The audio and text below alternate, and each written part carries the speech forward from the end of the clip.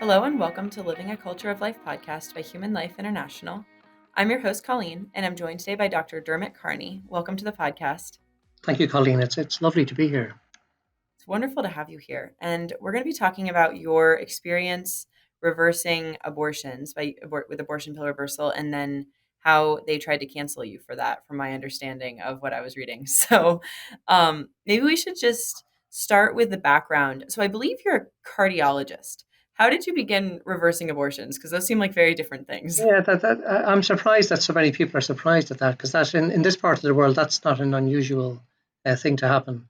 Because most doctors with some sort of specialist training also have general medical training. So I'm a cardiologist, but I'm also a general medical physician.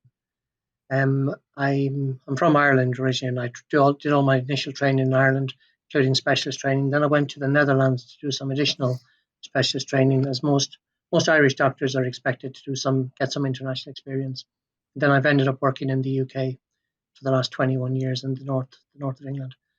I became a member of the Catholic Medical Association in 2008 on the basis of realizing that especially junior doctors needed protection because there were some challenges to their conscientious beliefs. And following an incident in my own hospital, I went looking for some organization that must help to defend doctors in such situations. And I found the Catholic Medical Association, which I joined.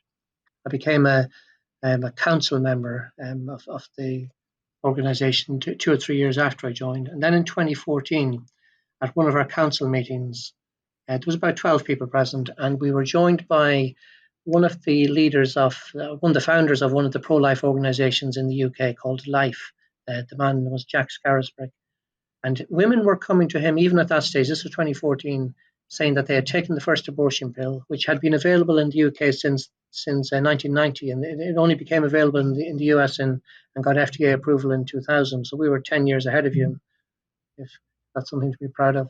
So in 2014, he said that women were already coming to him because it was rumored that there had been some cases from the United States where abortions were successfully prevented by women who had taken the first abortion pill but had managed to receive a treatment with progesterone. And he wondered, would we be able to provide that service? I don't know if he went to other organisations or if because we were Catholic, he thought we might be sort of sympathetic to this plight. So we said we would look into it. None of us knew anything about this. We were skeptical.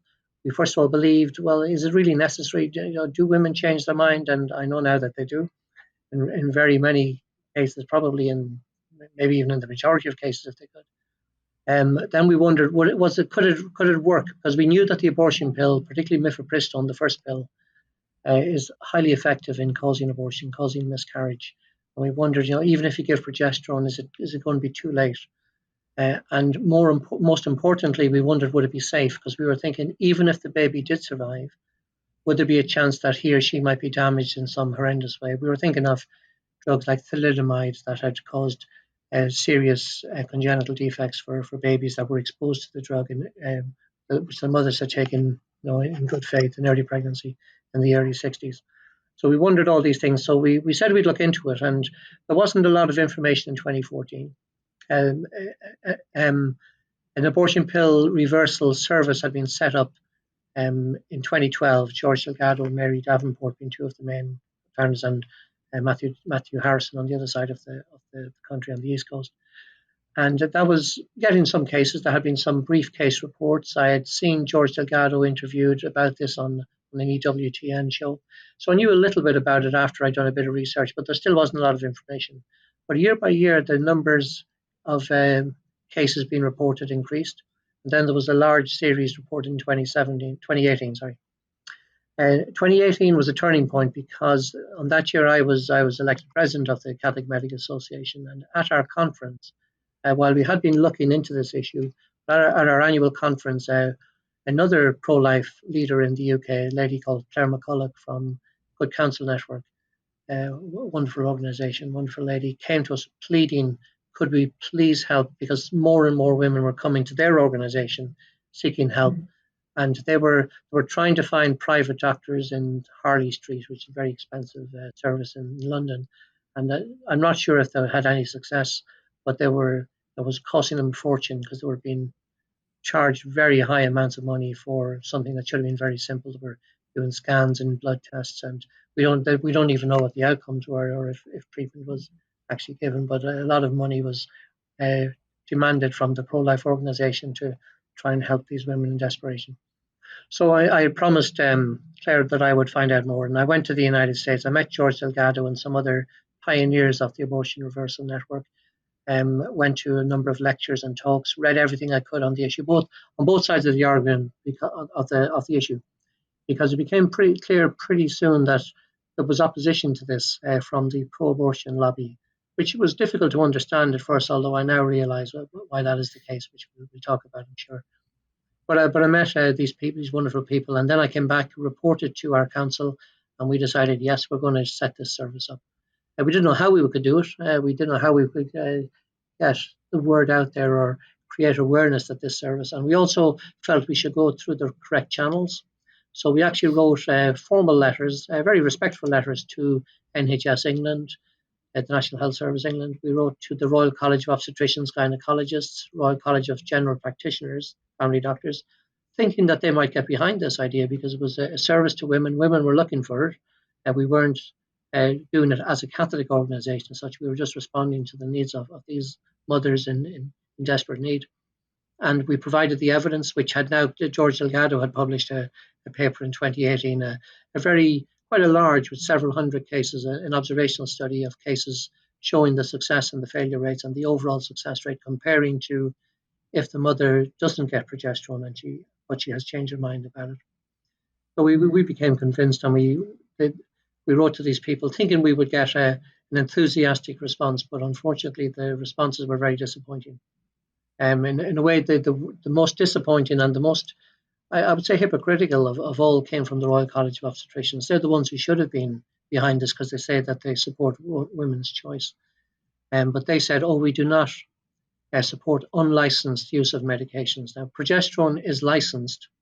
It's licensed, been used in pregnancy for more than 50 years, and they knew this. They use it themselves in their lucrative IVF procedures. So it's routinely used in IVF, and it's now more and more being used to prevent recurrent miscarriage, and it has been successfully done that, used in that way for many decades. But they wrote back to say, oh, we don't support the unlicensed use of medication because while progesterone is licensed, it isn't licensed specifically for abortion pill reversal. And there are a lot of medications that are used off license. I think you say off label in your country.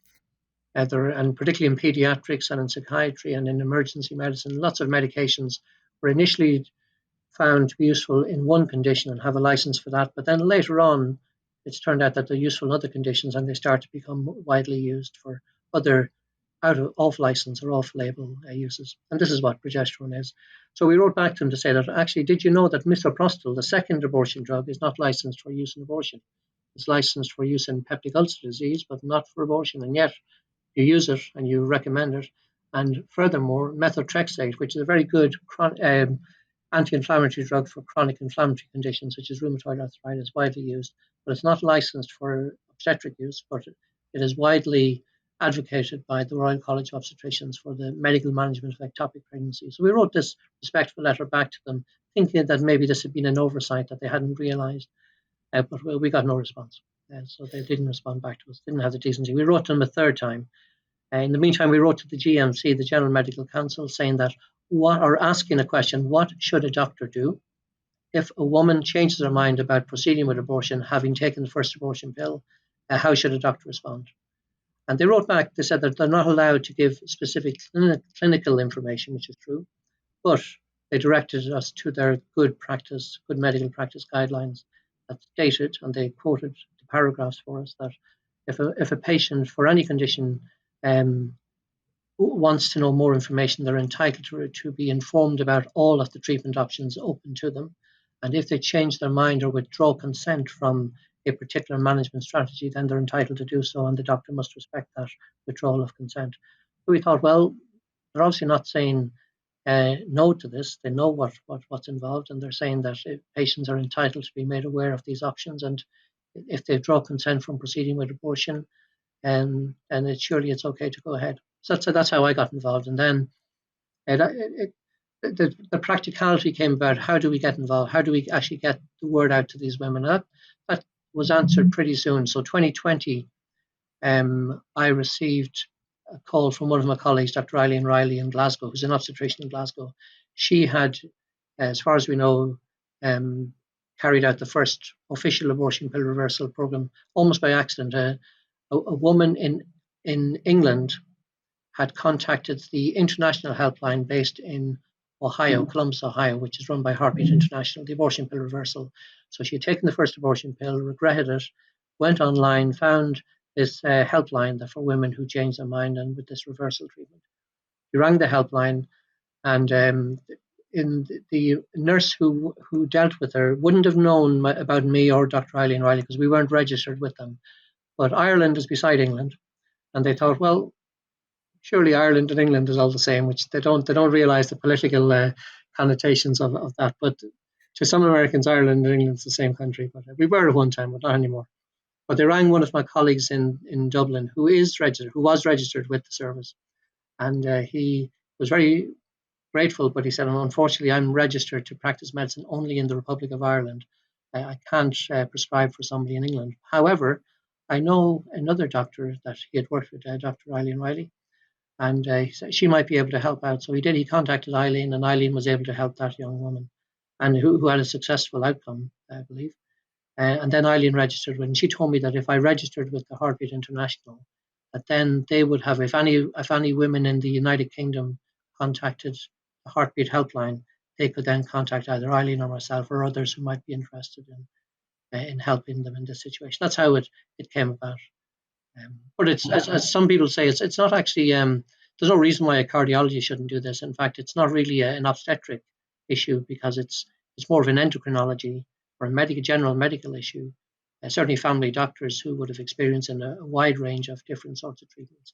And I prescribe other steroid hormones on a regular basis as part of my general medical work, such as hydrocortisone, prednisolone, fludrocortisone, dexamethasone. So progesterone is another steroid hormone that which I wouldn't have been very familiar with, but the protocols are very very well written and very easy to follow. And it's to be honest, it's not rocket science. It's very simple. That's amazing. Yeah, it's good to hear the backstory to that. We've had Dr. Delgado on the podcast before talking about abortion pill reversal, but could you just give a super brief recap for our listeners of how it works? Sure. Well, most abortions nowadays, certainly in the United Kingdom, where 90% of abortions are done by chemical means, I think it's around 65, 70% in the US, but we're 90%. In Scotland, it's more than 95%. And it's a two-stage process where the first pill is called mifepristone. That is a progesterone receptor antagonist, so prevents the natural progesterone from having its effect. Steroids have their effect by binding to receptors in various tissues, and if something blocks the binding of receptor, then that steroid can't have its normal effect. And progesterone is essential for maintaining pregnancy. That's why it's called progesterone. It's progestational steroid hormone, abbreviated to progesterone. So it's essential. So if you have low levels of progesterone, which unfortunately happens in some cases of pregnancy, and it's one of the common causes of natural miscarriage in early pregnancy, is the mother isn't producing enough progesterone, or the progesterone she's producing is not having its desired proper effect. And that's what mifepristone does. It blocks the natural progesterone from having its potential proper effect. So by giving progesterone, we can sometimes compete with progesterone for these receptors. And the second abortion pill, which if the mother has taken mifepristone and she goes ahead with the abortion, she takes the second abortion pill 1 or 2 days later, called misoprostol. It's usually a series of 4 pills, 200 micrograms each, making a total of 800 micrograms. And it's a prostaglandin analog, and it causes intense contraction of the womb, of the muscles of the womb, and expels the baby at the either embryonic or fetal stage, whatever stage it's taken, plus the other products of conception as well. So it effectively empties the womb, although not always. About 96%, 94% of the time it'll completely empty the womb, but about 6 or 7% there's incomplete abortion. Even though the baby might be dead, there's still risk of sepsis and hemorrhage and ongoing pain. And about 6 or 7% of women who undergo chemical abortions then have to have a follow-up surgical procedure. We know that from Freedom of Information in NHS services in the UK. Mhm. If, however, if she takes both pills, even if the womb isn't completely empty, there is a 98 to 99% chance her baby will die. So there's a less than 2% chance her baby will survive.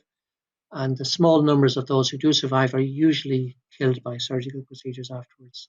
However, there are some babies and children out there who have survived both abortion pills. There is a slightly increased risk of congenital defects if they survive after being exposed to misoprostol, whereas that isn't the case if it's only been mifepristone. So if she takes both abortion pills, there's a 98 to 99% chance her baby will not survive. If she takes the first abortion pill, mifepristone, but doesn't take the second pill for some reason, but if she doesn't receive progesterone, there's a 20% chance at best, probably less than 20% chance, depending on the stage of gestation, but less than 20% chance that her baby will survive. So there's an 80% chance plus that her baby will die if exposed to mifepristone alone.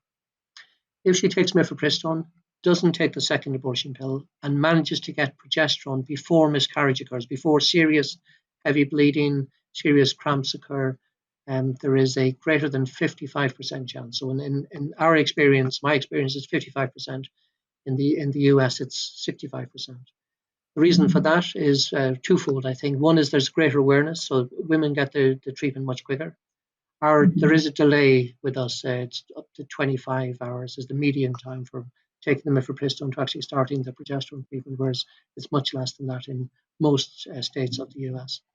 And the second thing is probably even more important, that we can't verify if the baby is still viable or not before we start treatment, because we can't get ultrasound, or it's very, very unusual to get an ultrasound immediately. We can get one a few days later after we started treatment, whereas in the US, a lot of the services will have ultrasound. A woman can come in to an office, get an ultrasound done, and if the baby's still there, they can get progesterone, knowing that at least there's a chance the baby will survive. In our cases, and sometimes it's probably already too late. The baby's already not viable, but we don't know that until we start treatment. So that's inevitably going to bring the success rate down. But we give it in good faith, hoping that the treatment will work. If the woman, if she's already experienced very heavy bleeding or severe cramps, or she's already passed large clots, then it's too late. We don't usually start treatment. Or if she's already taken misoprostol, we generally don't start treatment. In one case, I did, because the woman was so determined. She wanted to try, even though she'd taken misoprostol, she wanted to try and save her baby, but as expected, her baby didn't survive on that occasion. So Mhm. that's a brief Yeah. summary. So we introduced progesterone to counteract the potentially fatal effect of killing effect of mifepristone. But you got to give it early. It can give it up to 72 hours, but the longer you leave it, the less likely the chance of success. But there have been many cases up to 72 hours where there has been success. But the sooner it's given, the better, before the mifepristone has its ongoing deadly effect. Mhm. From what I remember Dr. Delgado saying, it basically starves the baby. So since it's attacking the placenta and not the child itself, that's why there's no birth defects associated Yeah. with it. At that, And that's why the amount of time matters, because the longer you're starving, the less likely you are to survive. yeah. Yeah, so it basically causes miscarriage. That's one truthful thing that the pro-abortion people say. No, it's nothing much. It's just a heavy period. um, which is not quite true. It is a heavy period, because when a woman has a natural period, it's because of reducing levels of progesterone causes the shedding of the lining of the womb. The same thing happens if you prevent progesterone from having its desired effect in pregnancy. Mhm. It causes a shedding of the lining of the womb, detaches the baby and the developing placenta or trophoblast, whatever stage it's at, and detaches, so it starves it of nutrients and oxygen and blood supply. Mhm. Yeah. Do you have any stories that you're able to share of people, of babies that have been saved from your help with women? Yeah, I've got 30. My 30th APO baby was born just on the 9th of this month, so just a few days ago, which is lovely. We've had failures though as well. So my success has been 55%. There's a few that they're all unique in their own way, but there's been a few really miraculous ones that I think that would could easily have not survived. Um, Mhm. the one that always comes to mind first, I've told it on a number of occasions, was a late night, because one of the problems that we have is that a lot of the calls come to us quite late in the evening. And by the time the mother has contacted the APRN helpline, and then they have to go through a consenting process, and that takes another hour or so, and then they contact us, and then we have to desperately try and find a pharmacy, because we do this by remote prescription. We have to find a pharmacy local to the wherever the mother is living. We have to ring the pharmacy, and if the mother's happy to go ahead after we've explained the process and the likelihood of success, the likelihood of failure, side effects with the treatment. Because there are some not serious. There's some mild side effects with progesterone, but they need to be aware of it, that they're not going blindly into this. They need to be aware that also the medication has to be paid for, because it doesn't come free. It has to be paid for. No, it's not expensive, and sometimes we offer financial assistance if the mother can't doesn't have the money to pay. So we then have to contact a pharmacy, and first of all find one that's open, and which isn't always the case. Find one that stocks progesterone, that has it in stock. It's on the shelf. They don't have to order it in and get it the next day. um, and we use two different types, either oral or vaginal pessaries. And there is higher success rate with oral. It's also cheaper. It's generally more available. So I tend to prefer the oral, unless the mother is already vomiting profusely. Then we go for the pessaries. But I usually give them the option. And most would prefer the oral treatment. Then they have to be prepared to accept that once they have the drug in stock and they're happy to give it. We have to do an email prescription. So I write out a prescription, or type it out, sign it, take a photograph of it, email it to the pharmacy. Also type in the details on the email, so they have it in a number of formats. And then I assure them that they will receive a copy, an original signed copy of the prescription by post, first class post, within 1 or 2 days. Unless it's a weekend, it might be a couple of days. So most pharmacies are happy to do that. Some of them aren't. Some of them say, no, no, I have to have the prescription with the patient or with the client. Sorry, I can't do that. But 98, 99% of the time, the pharmacies are very good in accepting that. Then I have to inform the mother, we've got good news. Try and get as quickly as you can to the pharmacy. Take 4 tablets, because they come in 100 milligrams. So we have to get them to take 400 milligrams. 4 tablets immediately, and another 400 after 6, or depending on what time of the day, but a few hours later. So twice a day for 3 days, and then once a day for whatever duration of time. We try and get them to 12 weeks.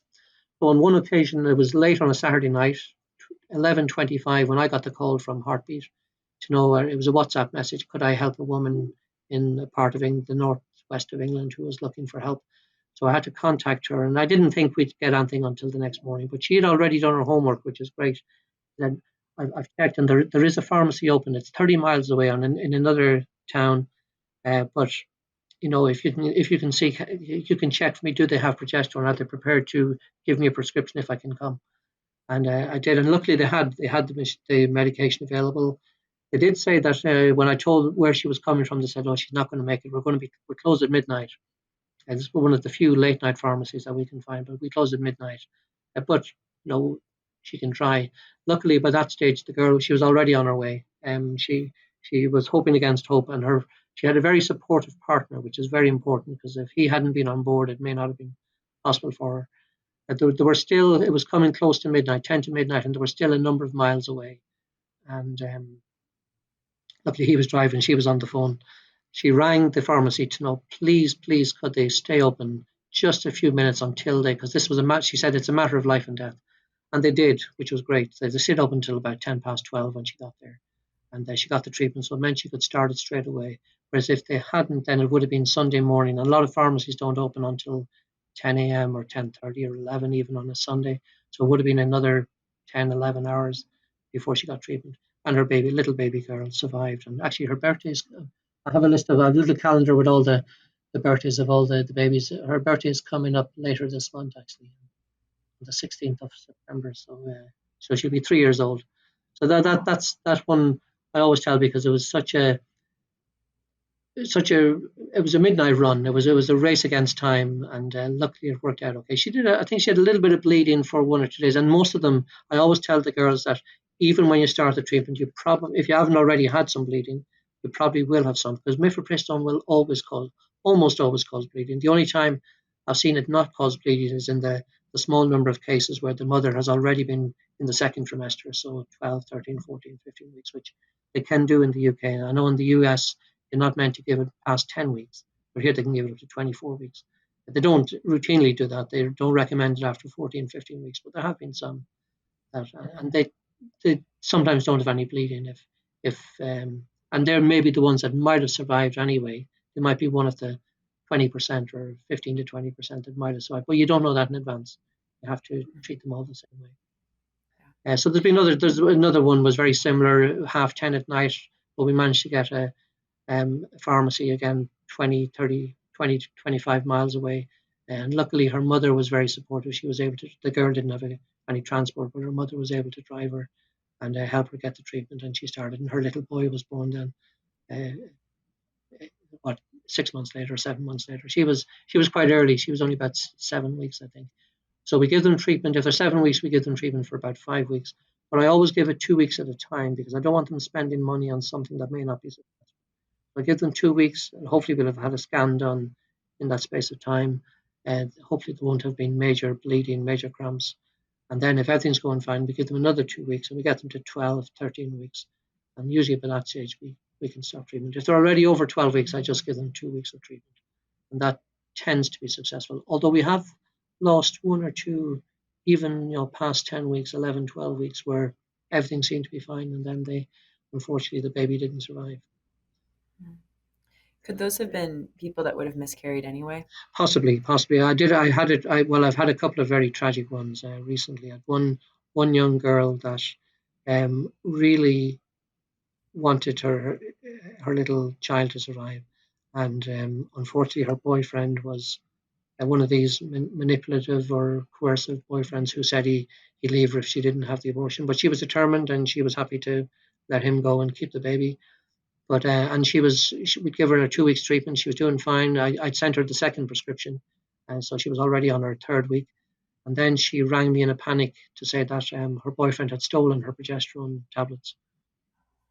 And now luckily we were able to get her more. We were able to get her more tablets. So she didn't actually miss. She might have missed one dose or very little, but that just showed that. But then a few days later, she tragically she lost the baby. Now it was very strange because she had very little bleeding, but she said she got severe cramps and then she miscarried. And when I asked her about it, her boyfriend forced her to take misoprostol. So not only did he steal the progesterone, but he also forced her to take drug. Now that was a criminal offence, and I told her she should really report that to the police. I couldn't report it on her behalf. It had to come through her. I don't know whether she did. I did put her in touch with a very good counsellor because she was very distraught over losing the baby and the way that the nefarious nature in which things were done by a coercive former partner. And we've had a few that seem to be doing fine and were well beyond what should have been the danger period. The danger period is usually the first week. So if they can get to 1 week or 8 days without any major bleeding, then, and especially if they've had a scan which shows a good strong heartbeat, they usually do very well. But I've had one or two that even beyond 20. Recently, I had one that lost her baby at 24 days after she'd taken mifepristone, having done really well up until that point. So that was probably a natural miscarriage because she should have been well out of the danger period that where mifepristone would have had its effect. And we know Mhm. that about 1 in 10, at least, maybe more, early pregnancies will end in natural miscarriage. So it's not unusual that some of these babies will not survive, even though uh, the mother has had progesterone and everything seems to be going fine. Yeah. Well, that makes sense. In the UK, you have abortion pills by mail, correct? Yeah, yeah. Is that what a lot of these women have done who are getting the abortion pill reversal? Yeah, the majority of them. That came about, as you probably know, with COVID. It became the excuse that it was going to be a temporary measure because women weren't able to avail of these essential services, so they had to allow them have it by without any consultation. So the majority of them, not all of them, yes, because some of them do have to go for a consultation, but they can take the second pill at home. So take the first pill in the office or in the surgery or in the clinic, and then second pill they take home and take it the next day. Um, but the majority of them that come to us either through the heartbeat um, route or by some of the local pro-life organisations sometimes get contacts where a girl will contact them and say, I've taken the first abortion pill. I want to save my baby. What do I do? And there was one in fact, another baby that was born recently, just on the 31st of July. That child's mother, his little boy, his mother contacted me in early December. She phoned me directly because she got my phone number from another young woman who had been helped the previous year, and she had heard about her story, and she wasn't too far away from her, and she contacted her. And actually, it was her husband, the husband of the first lady, gave this other girl my contact details. Said Dr. Kearney might be able to help you. So she rang me on a Saturday afternoon, and we got her treatment that same day, and she did great. She's another one that I remember very very well because she was so enthusiastic. Most of the girls are very enthusiastic, but some are a little bit less so than others, and some are a little bit more reserved. And I always respect that. But she was so enthusiastic, and she fell in love when she saw that first scan. When she saw her baby was still alive, she just fell in love, and she wanted to keep. She paid for lots of private scans. So in the UK you get a scan, so of early pregnancy you'll get one at 12 weeks, you get one at 20 weeks, and maybe if there's any worries about growth or something, you might get an occasional one thereafter. But they don't do many scans in the National Health Service. But she just wanted to keep getting scans. She wanted to see her baby and what stage he was at. Um, as frequently as she could. Now, I'm hoping that'll be okay because we don't know what if ultrasound has been around since the 70s. We don't know if there's any long-term implications for doing loads and repeated ultrasounds during pregnancy. We hope that it's probably safe. It seems to be safe, but I hope that for her sake and her little boy's sake that repeated ultrasounds hasn't done any harm to him. But he seems to be healthy. He's doing fine. That's wonderful. That's so sweet. What are some common reasons that women change their minds in your experience?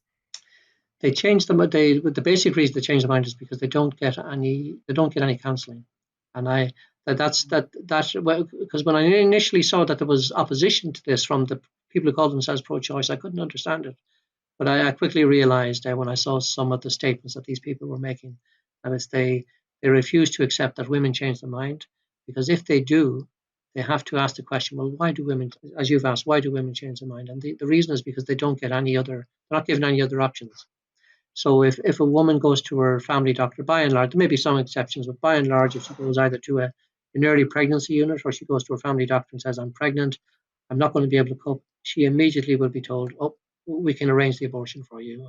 Um, when you want to start, basically. Or they might say, oh, we better check to make sure you are pregnant. We better check the gestation age. You might occasionally get that, but usually it's when do you want to have the abortion or what way do you want the abortion to be carried out. Certainly in Ireland, as you know, Ireland only in recent years has introduced abortion into the country, and Mhm. the government set up this what they call options helpline, where women are meant to be given explore their options. But we know from experience that, and there's been a number of sort of mystery client callers, so we know exactly what happens on this. That if a woman rings up and says, I'm pregnant, I'm not going to be able to cope, or I'm still in college, or financially I'm not in a good position, they'll be given one option. They'll say, "Oh yeah, there's a doctor in your area," because most abortions in Ireland are carried out by the family doctors. They prescribe the abortion pills, and there isn't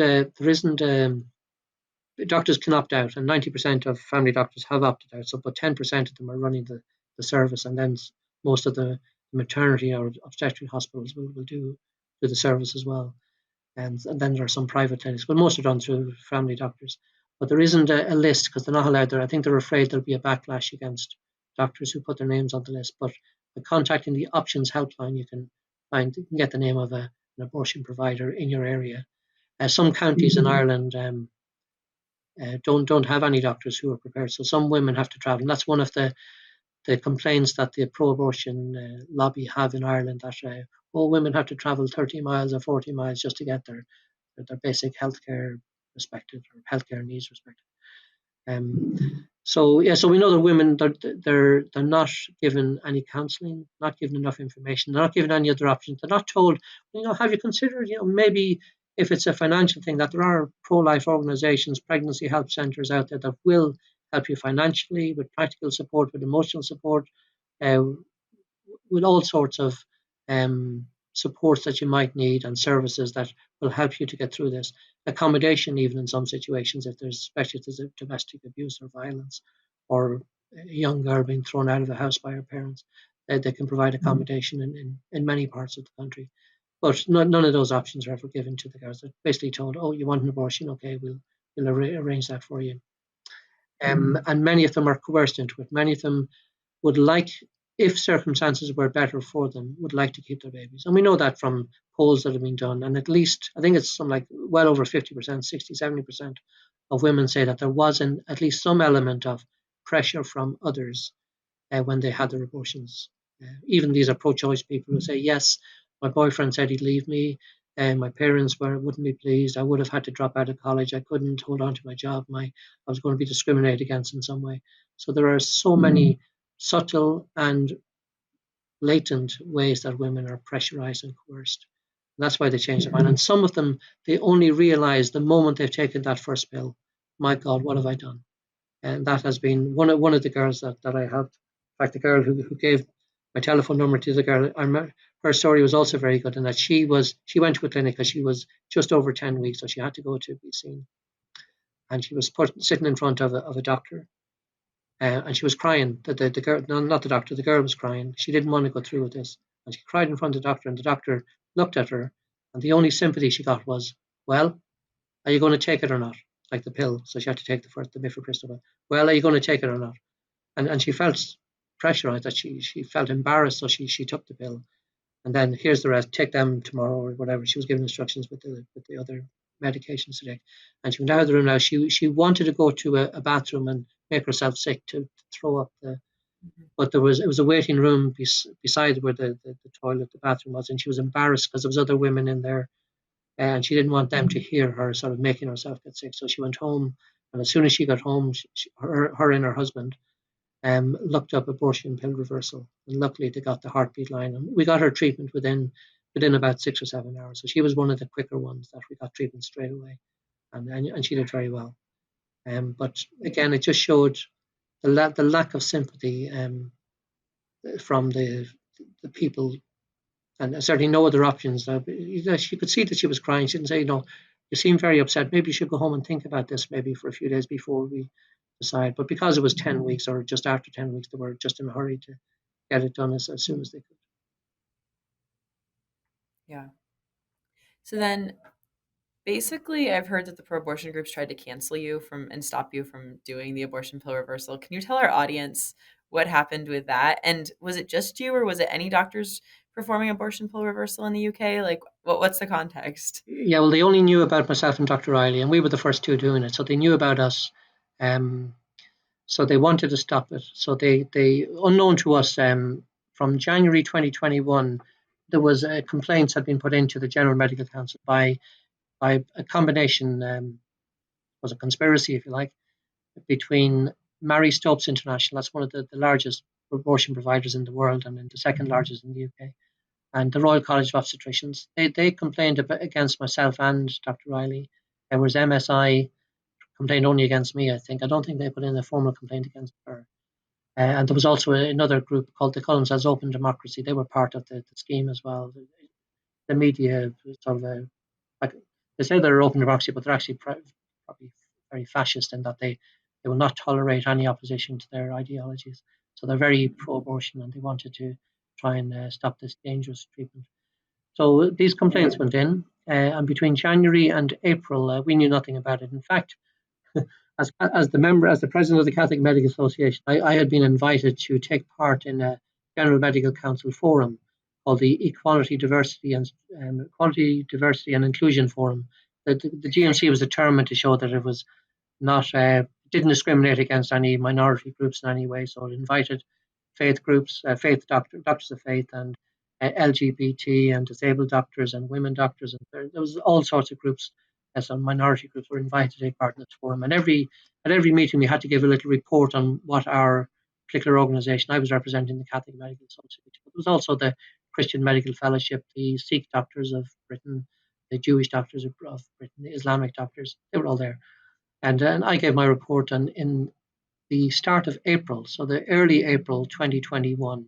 I said a number of our members, I didn't say how many are participating in abortion pill reversal, where women regret they've taken the first abortion pill, and we help them to save their babies. And by that stage, a few babies had already been born, and I told them what the success rates were and the number of continuing pregnancies. And the chairperson said, "Thank you very much, Dr. Kearney. That's wonderful. Thank you very much." And we move on to the next group. And so the GMC knew about this, and all of the leaders of the GMC were at this meeting.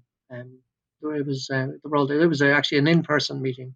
Even though it was during COVID, we had an in-person meeting. Some of them were Zoom, but this was an in-person meeting. But then at the 28th of April, so just 3 weeks later, I received simultaneously with Eileen Riley an email to say from the GMC to say that serious allegations had been made against us that could amount to professional misconduct, that we were providing what could be an illegal and unlicensed medication. And there was a series of charges. And I said another email will inform you of all of the details in the coming days. And we were ordered to attend a tribunal, the Medical Practitioners Tribunal Service, less than 2 weeks later, on the 12th of, less than 2 weeks working days, on the 12th of May, which didn't give us much time. That was a Wednesday. We got the initial call, which was very upsetting for both of us because we were, in fact, I was helping a girl. I'd received a call, I think, the night before, and I was already helping some girls too. Because at that stage, we were getting several calls a week. Some weeks we're getting up to 6 calls a week. Some days 3 calls a day, especially at weekends. So there were lots of calls coming in for help. And we knew that would have to stop. Some of the calls were coming through the pro-life organisations in the UK. So I had to inform Heartbeat International. I had to inform the various pro-life groups that unfortunately, because of this, we would have to stop accepting calls for the moment, not knowing what the outcome might be. A group called Christian Concern, a wonderful group based in London, were one of the pro-life organisations that I had to contact. And within 2 days, so by the Friday morning, their leader, a dynamic lady called Andrea Williams, had organised a meeting for myself and Dr. Riley and two of her leading legal people. They're affiliated to Christian Legal Centre. So the five of us had a meeting, and myself and Eileen's attitude was, well, it's the GMC, there's not a lot we can do. A complaint has been made, we just have to face it, and this might have to stop. And Andrea pointed, it was a Zoom meeting, she pointed at the camera and she said, no, we will not accept this. We will fight this and we will win. This is unjust. And so she was determined. I said, well, okay, if you think, I'm happy to go along. So Eileen went with a secular group because I went for Christian Concern because I believed in them, and they were very determined, and they had a very well organised strategy right from the start as to what they were going to do to fight this injustice. Whereas Eileen was advised by a senior colleague to, oh no, don't go with a Christian group because that won't look good in the GMC circles. Go with one of the secular defence organisations. So she went with one of them, and they basically told her, don't challenge this, keep your head down, we know you're guilty, let's just aim for damage limitation and see if we can get the best deal we can out of this.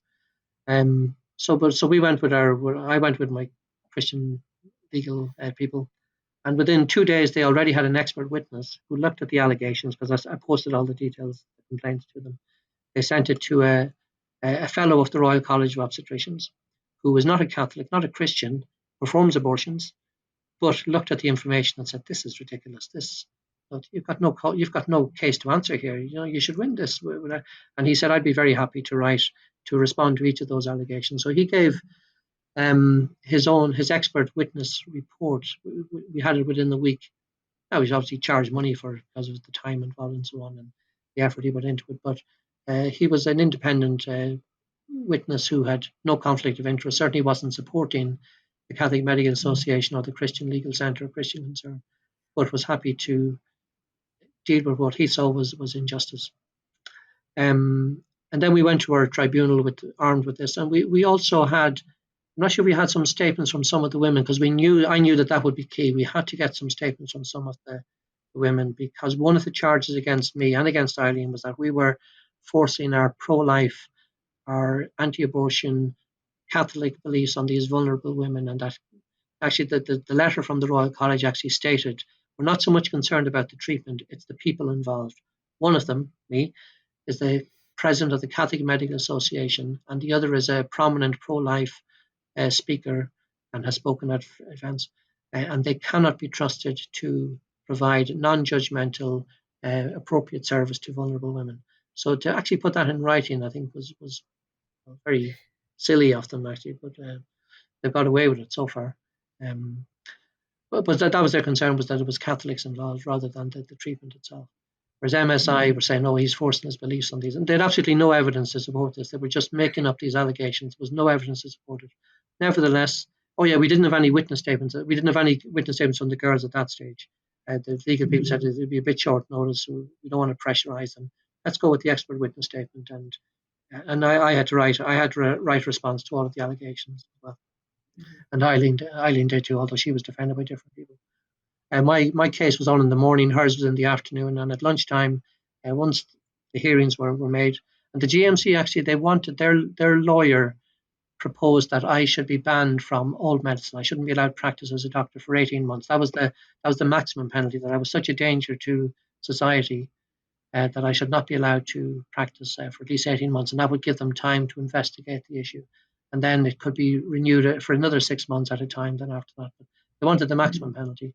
The tribunal, when they considered the information, thought, well, that might be a little bit disproportionate because there was no other complaints about us from any of our other practice. I was a cardiologist and a general physician without any blemish in my career at that stage. So this was the only thing. Again, this is the only complaint that had ever been made at an official level. And this was also in the middle of COVID when they were trying desperately to bring doctors back from retirement and so on to cope with the pandemic and the stress levels and so on. So they felt it would be disproportionate, but they did ban me from um, providing the service. So specifically, there were three main conditions attached. So I was allowed to retain my license to practice medicine, but under conditions. Number one, I must not prescribe, administer, or recommend progesterone for abortion pill reversal. I must not carry out any voluntary work without express written permission from the General Medical Council, and I must not provide any private work without express written permission from the General Medical Council. They were the three main sort of things. I didn't do any private work anyway, apart from the abortion reversal, which is voluntary and I don't get paid for that. But I was doing some. I used to go as a doctor with the Lourdes pilgrimage to look after sick people in Lourdes, so I wouldn't be allowed to do that unless I got permission from the GMC. So it did affect a number of things, but I was allowed to do my normal work as a cardiologist and a general physician. In effect, I became the first doctor in history to be banned from saving lives because that's in effect what happened. Because we know, and I got the figures from Heartbeat and from other organisations, we know that month after month, women were still contacting the helpline to know could they have helped, and we weren't able to. The nurses had to say, "I'm really sorry, but at the moment there are no doctors able to provide the service in the United Kingdom." So we know that some of those women wouldn't have gone ahead with treatment. We know that some of them might have been fake calls trying to get information about us to see were we still doing this. But there would have been some genuine ones, and there's some of them wouldn't have survived, but 55% of those who started treatment would have survived. So I reckon there was probably about 25 to 30 babies died directly because of that uh, penalty imposed by the GMC. Well, on myself and Dr. Riley. Dr. Riley got the same penalty in the afternoon that they stopped her from providing the service. In addition, because she was an obstetrician, they couldn't stop her from prescribing progesterone, but they made a condition that all of her clinical practice had to be done under supervision of another obstetrician appointed by the GMC or approved by the GMC. They were draconian, and my legal team were disappointed. So we decided we'd appeal it. So we got statements from a number of the women. We could have got 40, 50 if we wanted, but we thought 10, or at least my legal advisor said 10 would be enough, 10 different stories. So we got some from women who'd already had their babies. We got some from women who were still pregnant and continuing pregnancy. We got some from women who tried the treatment and it didn't work. But that was important. And we also got two statements from women who decided not to go ahead with the treatment. For various reasons, they decided that they wanted to know about the option, but decided to go ahead with the abortion for whatever reason. That was very important because we were able to demonstrate that there was no coercion. And about 35% in my experience, of the women who contacted me, and they all came to me. I didn't go looking for them; they came to me. 35% decided not to go ahead with treatment for various reasons. Some of them maybe because it was too late or whatever, but 35%. And we didn't put pressure on them. We didn't say, "Oh no, you must do this. You're a murderer if you don't." So there was no coercion whatsoever. One of the allegations was that I was enforcing my religious beliefs, and my legal team they did all the interview, and I wasn't allowed to have any part of it at all. So they asked one of the questions they asked him was, "Do you know what religion Dr. Kearney is?" I said, "No, we don't discuss religion." So they were able to show just by these simple interviews. And the level of gratitude, I was eventually allowed to see the final report and the witness. And I was in tears because I didn't realize the depth of gratitude that these mothers, and in some cases fathers as well, were showing. I knew that they were grateful because they all said thank you very much. But some of the things they expressed were very heartwarming. And so we put an appeal in, and we got an early review. There wasn't meant to be a review on for another 6 months, but we got one in August, which is 3 months ahead of schedule. And we thought this is it because we were told that the reason for the early review was because of new evidence that had come to light, and we knew that the other side didn't have any evidence. So we thought, well, that's great. So they're probably going to drop the charges here when they look at the statements. But to our dismay, at the very beginning of the meet of the tribunal, the chairperson said, "Well, we're not going to look at any evidence today. We're just looking at the allegations. So we're not here to determine the veracity of any of the statements that have been made." And my legal team just threw their hands up in the air, and it was on Zoom, so I don't know whether he swore but he had some exasperated comment that this was a kangaroo court, and he said, we're not going to put up with this. So we knew that just going through the motions that they just upheld the penalties against us or against me. Eileen didn't appeal. Um, so we went to the High Court. We took our case we took it out of the hands of the medical profession, if you like, of the medical regulatory authorities, and we took it to the High Court that this was an unjust and unnecessary penalty. And I thought it might take a while because there was a lot of backlog of cases with COVID. But surprisingly, that we put our application in at the end of September 2021, and we were granted a hearing at the end of February 2022, which to me was I thought that was very good. So we were getting ready for that. In the meantime, the GMC still didn't find an expert witness. We found one within 2 or 3 days. It took them 9 months to eventually find one. They got one eventually in December, I think, or it took them about 7 or 8 months. They got a report from their expert witness a few weeks later in January 2022. And surprisingly, we were surprised when we got a copy of it because it was almost identical to our expert witness. So he or she, I won't say what sex the person was, but was also another fellow of the Royal College of Obstetricians. Um, on behalf of the GMC, found very little. The only concern expressed was that the fact that I was offering to pay for the treatment for some of the girls, and he thought, or he or she thought that maybe that would be a amount of bribery. But we were able to show that we weren't actually paying the girl; we were paying the pharmacy because we actually tried to pay the pharmacy directly. The pharmacies wouldn't accept that, so we had to put money into the girl's account so she could then pay for the drugs. So we were just paying for whatever the drugs cost. Basically, to give a level playing field because they get the abortion drugs for free, and why shouldn't they get this other rescue treatment for free? If and it didn't happen in many cases, but that was the only concern that was expressed. Otherwise, the expert witness was very happy. So a few weeks later, so actually 6 days before our scheduled court appearance, I got a phone call from my solicitor to say, "Have you heard the good news? They've dropped the case," and that was the first I heard. And then half an hour later, they dropped the charges. Half an hour later, I got an official email from the GMC to say that they dropped the charges. And then they sent me the detailed case investigator's final report. And the bottom line was that they, having looked at all of the evidence and so on, and the witness statements, that there was no prospect of finding any evidence to support the allegations of professional misconduct. And that was interesting because they didn't dismiss the case against Eileen for another 2 months because Eileen hadn't, there was no court case pending. I think they were scared of going to court. Because if you go to the High Court, okay, you can put your case forward. But at some stage, the judge is going to say, okay, can you show me your evidence, present your evidence?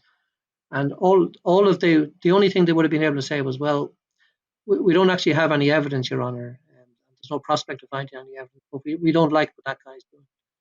That's basically, that would have been the height of their arguments. And that would have been embarrassing.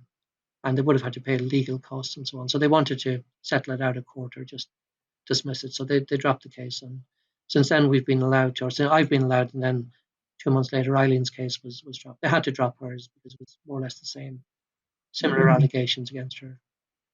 Yeah. Are you two still the only two providing abortion pill reversal in the UK? And then if not, are other doctors facing similar legal things, or is it just basically settled that it's okay to provide this now? We're not the only two. I won't say exactly how many because I don't want to give the other side any information on that. I'm not the only one, and Eileen's not the only one. Eileen doesn't do it so much now. She occasionally does it, but I'm not the only one.